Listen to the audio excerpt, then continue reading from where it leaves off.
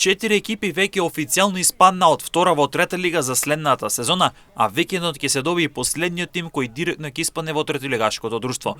Најпрво од втора лига испадна Големо Конјари, кој експресно се враќа во трета лига Југ, а по него испадна Победа, кој од следната сезона ќе игра во трета лига Југ, како и Слоговинеца, која по една сезона се враќа во трета лига Исток. Преспа исто така по една сезона се враќа во трета лига Југозапад, а последниот тим кој ќе испадне директно во трета лига Југ ќе биде тимот на Вардар Неготино.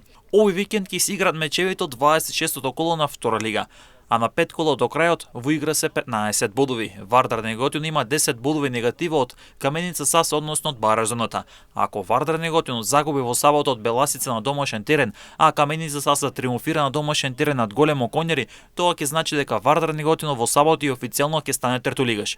Каменица Саса, Тетекс и Кожов ќе барат опстанок во втората лига преку бараж, а во баражот покрај овие три екипи влегуваат и 5 шампиони во трета лига. Победниците од бараж над преварите ќе станат нови членови на втората лига за сезона 2026-2027.